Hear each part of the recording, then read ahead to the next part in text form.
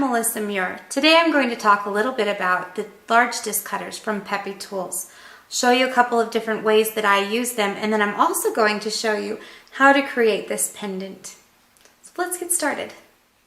The large disc cutters come in a number of different sizes. There's actually a fourth set that I do not currently own. But these are some of them that they do offer, all the way from like about 1 1/4 inch all the way up to 2 inches. The 2-inch one gets used quite a bit in my studio, as you do need to use these with a hydraulic press. One of the things that I really like about the 2-inch one is that the silhouette dies that I use quite commonly are also 2-inch rounds. So I can come in, cut out my disc, and then use that in my hydraulic press to do my different forms. You can also see here that there are a number of things when you start to combine the disc cutters that you can get different shapes and different sizes to create different effects with that as well. Also, after I've patterned or formed something, whether it's in the hydraulic press or with texture plates, the rolling mill, any of those things, then I can come back in and do various projects that I can then put together. And again, all of these were cut out with these larger disc cutters. Like other disc cutters by Pepetools, they are meant so that you can store them separately like this, and that will also help inhibit any type of rust. When I'm not using them, I like to store them in bags, just a large plastic bag, maybe like a gallon Ziploc type of a bag, and I like to put these silica gel packets in it. These came out of like shoes or leather coats or something like that. And that's going to help keep the moisture away from the metal and will inhibit any rust. When I'm not using them, I do keep them oiled. There's a number of different products out there that you can use. The one that I like in my studio is called that Bow Shield T9, and that is one that I've covered before. So that will help in keeping your tools coated. When you go to use your disc cutter, it is important. You should always lube the cutting edges of your disc cutters, and that's going to help ensure that there's a nice smooth guided movement through the metal as it shears that. Like the other Peppy disc cutters, they have these little pegs here that that will help align everything nicely and keep everything together as well. And the thing that I like about these is it sandwiches your metal and makes it so that you don't have any of those burrs that you end up with a little less expensive disc cutters. First things first. First thing I've done is I have already gone through and textured a piece of copper to use as my pendant. So you can kind of see that texture here. The next thing that I need to do for this pendant is decide which size disc cutter I'm going to use. Now the thing about these disc cutters is they do need to be used with a hydraulic press rather than with a hammer like you have used with your smaller disc cutters. But other than that, the basics are still going to apply.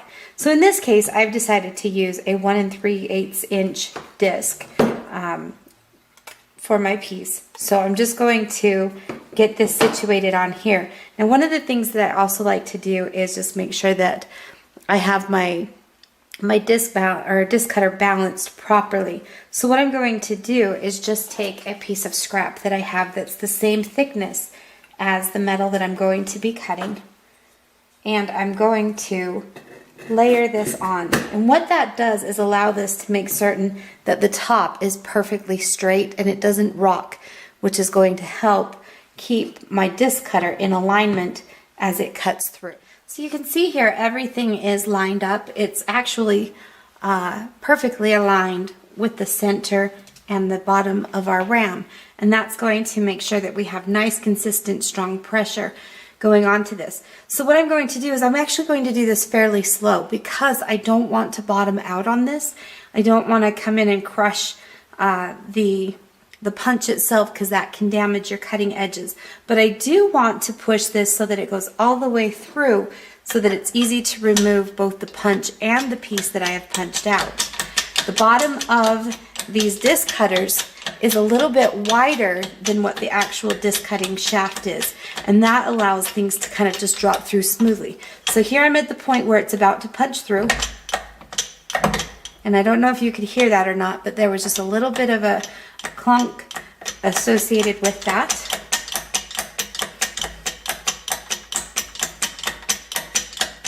Okay, and at this point, I've now just hit the bottom. Again, I don't want a lot of pressure. I just want enough that I make sure that I bring everything down.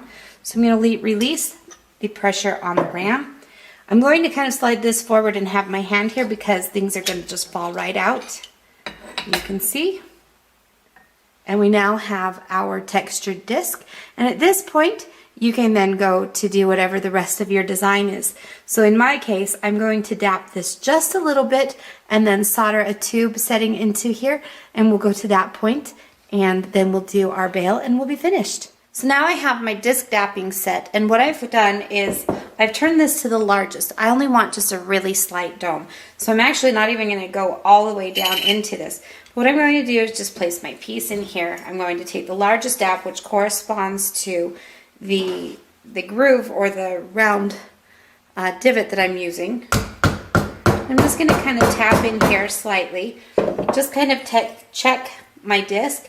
It's not even yet, so I'm just going to put this back in. And again, I'm not trying to go all the way down to the bottom. So my taps are actually pretty light and pretty directed as to where I want the doming to happen. All right, so at this point I'm pretty happy with that. It's a very shallow curve, you can kind of see that.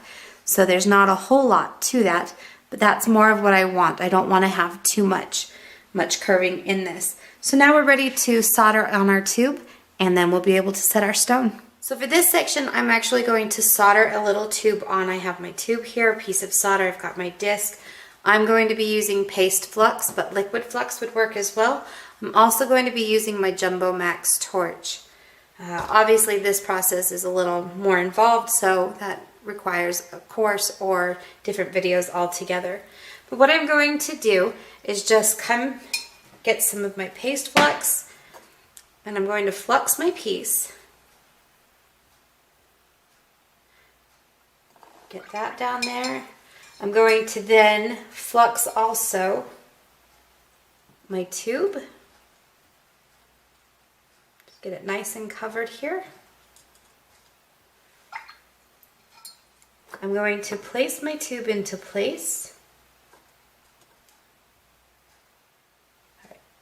Got my tube into place. I'll zoom this in for you a little bit so that you can see a little better of what I'm doing.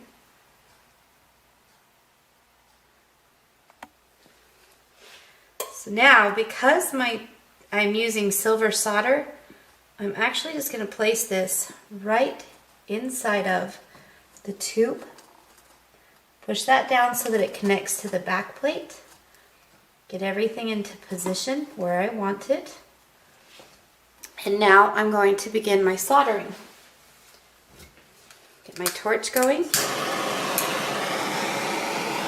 What I'm going to do is I'm just going to gently come in and I'm going to heat up my entire piece.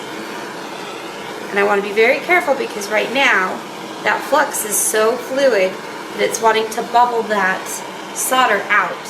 So once I've got it to this phase, I call this the powdered sugar phase because the flux goes kind of powdered sugary, and then it goes into what I call maple syrup, and then it'll go clear and glassy. Once that flux goes clear and glassy, then it's time for the solder to begin flowing. So I'm just going to move this around here, and I'm watching this seam right here for a little flash of silver for when that solder flows.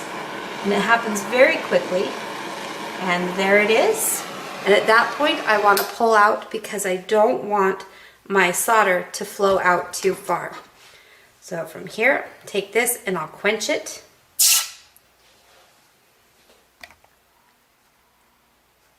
And then I will place it into my pickle pot, and we'll wait for this oxidation to go away, and then we'll go to the next step. The next thing we need to do now is to drill a little bit of a seat using a setting burr for our stone.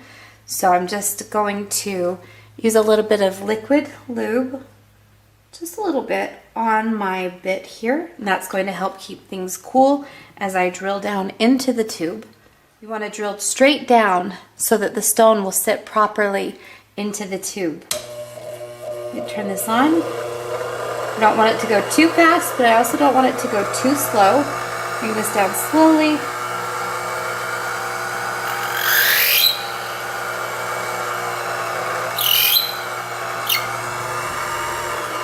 All right, and this one will go really quickly.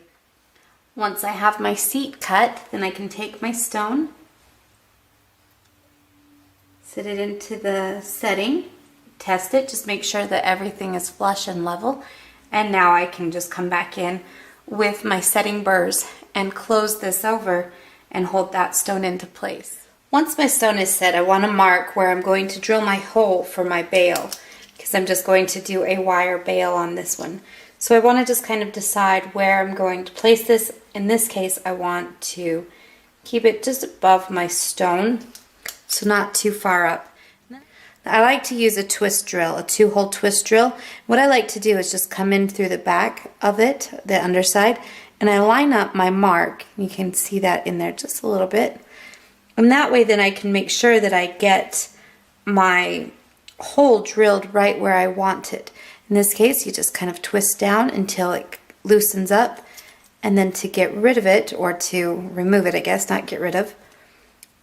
To remove it, I just untwist until it comes out. Now in this case, my metal was pretty soft, and so you'll see some deformation here. In this case, I'm just going to take a small rounded hammer, place it onto a bench block, and just hammer that part back down. That will remove the burr that I just placed in there and also give me back my rounded shape. But in this case, I'm going to kind of ruffle these edges a little bit.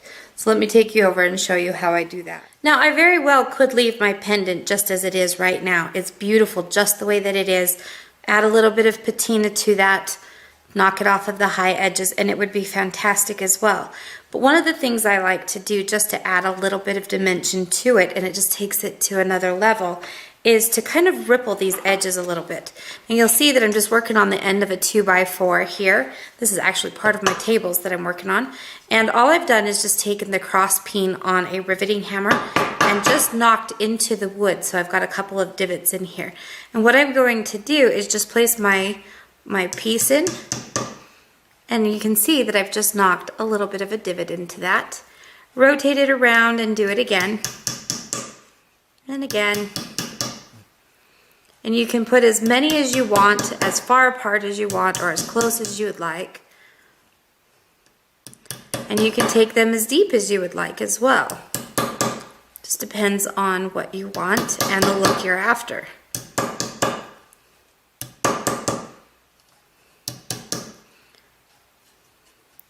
We'll put one more here at the very top. And now, like I said, it just kind of takes it to a different level. You know, it's a little bit more handmade rather than just punching out a circle. And at this point, we're ready for our bail, and then you can attach this to your necklace and go. There are a number of ways to patina this piece. In this case, I'm just going to use a black Sharpie because it is going to be very dark, and that's kind of what I want. So what I do is I just come in and just kind of cover everything. And my hands do get a little bit dirty from this one.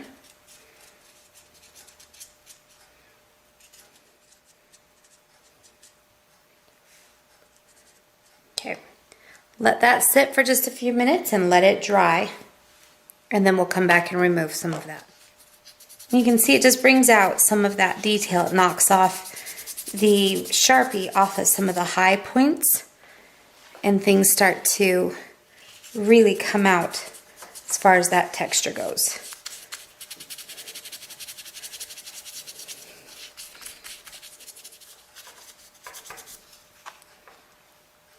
And there we have our pendant. So the last thing that I need to do is to make a bail for this. I'm going to be using 16 gauge copper just so that it matches the rest of my piece, which is copper. What I like to do is kind of hammer the one end of my wire flat, just to give it a little bit better shape once I start to round this out. Once I have it flattened, I will take a file and just kind of round that wire back out, get rid of any sharp edges that might have happened.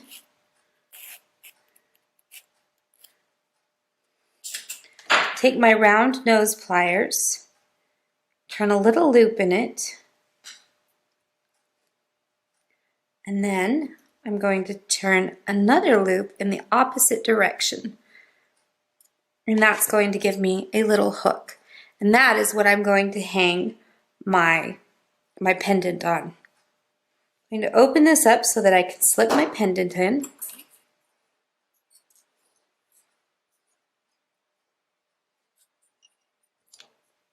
Close the hook. So now we can see that it hangs well. It has a lot of good movement. Next thing I'm going to do is create a loop. So you can see I'm just giving it a bend. I'm going to create a loop with my pliers.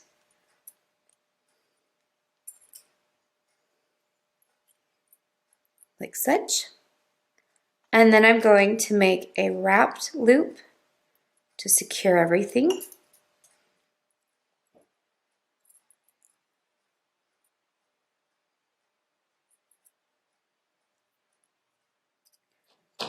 Trim off my excess.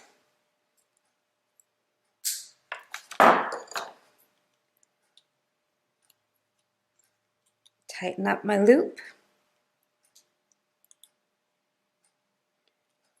Straighten everything out.